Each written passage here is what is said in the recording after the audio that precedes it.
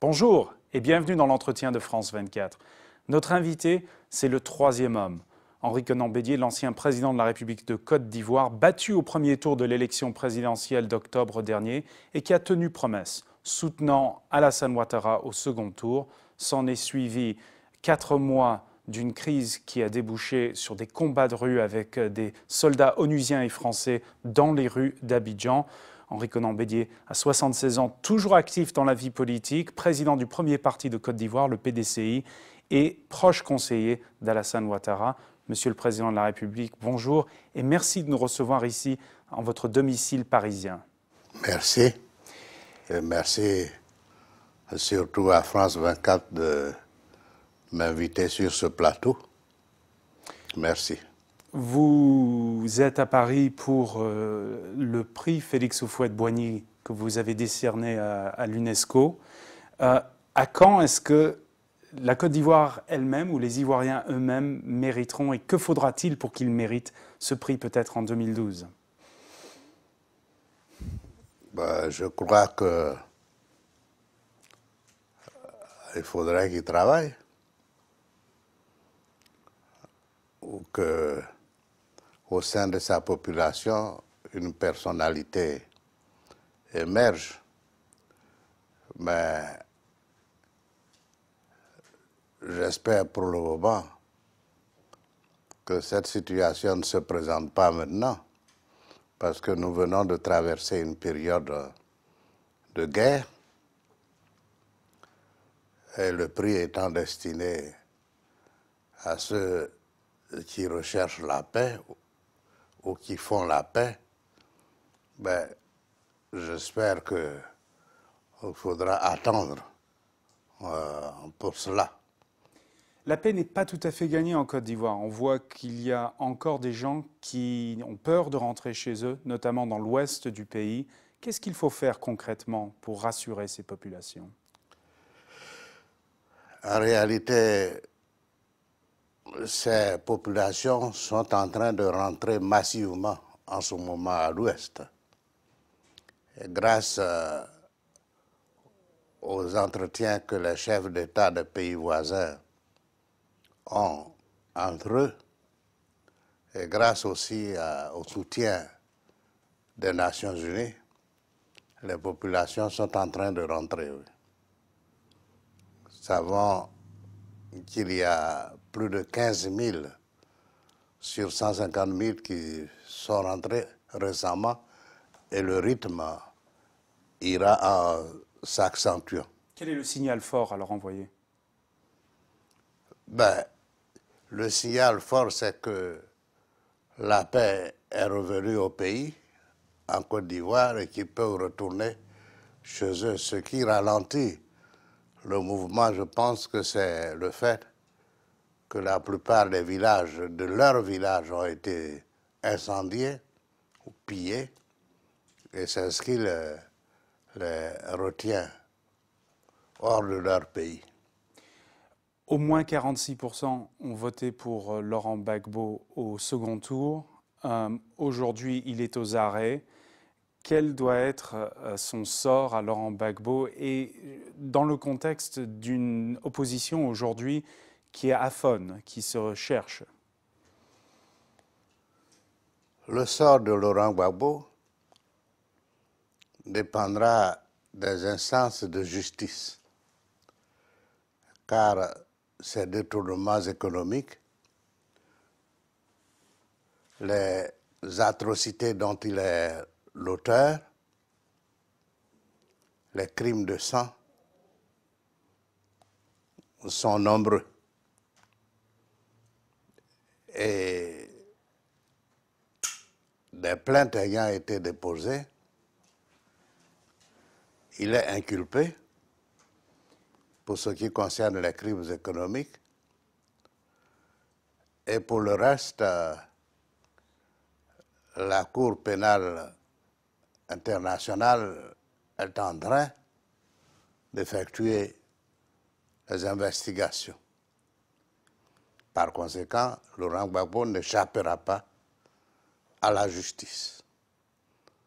Mais pour qu'il ait un jugement équitable, nous préférons qu'il soit jugé à la Cour pénale internationale ou au tribunal pénal international. Un autre élément qui met en doute la confiance et la sérénité, on voit encore dans les commissariats de police, par exemple, les ex-rebelles, les FRCI, qui continuent de siéger. Quand est-ce qu'il va y avoir un retour à la normale de ce côté-là? Ben, cette situation est en train de se redresser assez rapidement. Évidemment, il faut s'attendre à ce qu'il y ait quelques mouvements de ralentissement par-ci et par-là, mais fondamentalement, les policiers reprennent leur place dans le système sécuritaire ivoirien. Nous avons dit en propos linéaire que vous avez tenu parole, vous avez soutenu Alassane Ouattara au deuxième tour de l'élection présidentielle. La contrepartie, c'était que le portefeuille de Premier ministre reviendrait à votre parti. À quand? Oui, je crois que pour le moment, cette promesse n'est pas tenue par le fait que nous avons encore des poches d'insécurité et que le Premier ministre est toujours à la tâche.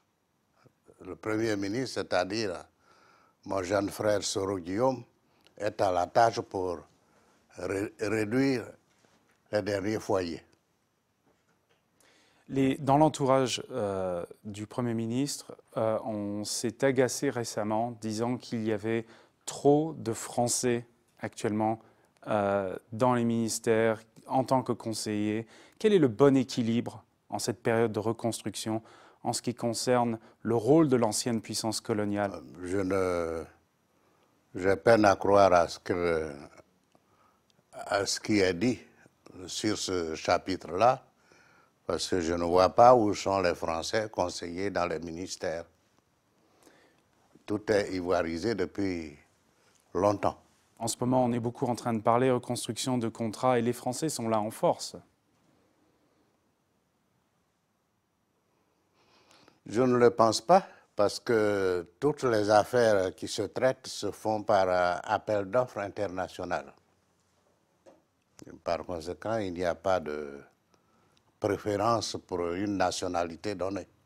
Quand vous voyez les propos de l'avocat Robert Bourgi qui parle de sacs d'argent donnés par 5 chefs d'État africains, quelle est votre réaction? Sous réserve que soit vrai ce que vous dites. Ce genre de pratique, quand vous étiez président, se faisait parmi les chefs d'État africains, transporter des billets de banque comme ça en France? Cela n'a pas été le cas au moment où j'étais président de la République de Côte d'Ivoire. D'abord, nous étions sous ajustement structurel très sévère et nous n'avions pas de ressources pour les distraire à l'extérieur. Et que pensez-vous des propos de Robert Bourgi? Je n'en pense rien. Ce que je déplore personnellement, c'est qu'ayant servi à des postes pendant de nombreuses années, on attend 40 ans après pour cracher un peu dans le verre où l'on a bu. J'aimerais aussi, vous êtes, comme on le disait, encore actif dans la vie politique. Vous avez été ambassadeur de votre pays en 1960. Avec votre regard de jeune homme que vous étiez à Washington à l'époque, est-ce que vous imaginiez que la Côte d'Ivoire aujourd'hui serait dans la situation dans laquelle elle est? Certainement pas. D'abord parce que il est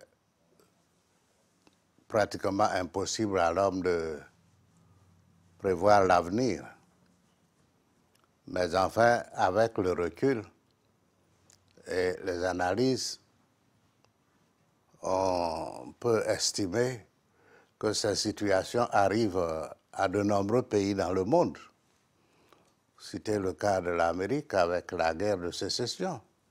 Donc ce qui nous est arrivé, c'est un accident de parcours qui ne se répétera pas, j'espère. Henri-Konan Bédier, je vous remercie. Et merci à vous de nous avoir suivis dans l'entretien de France 24. Restez avec nous, l'actualité continue.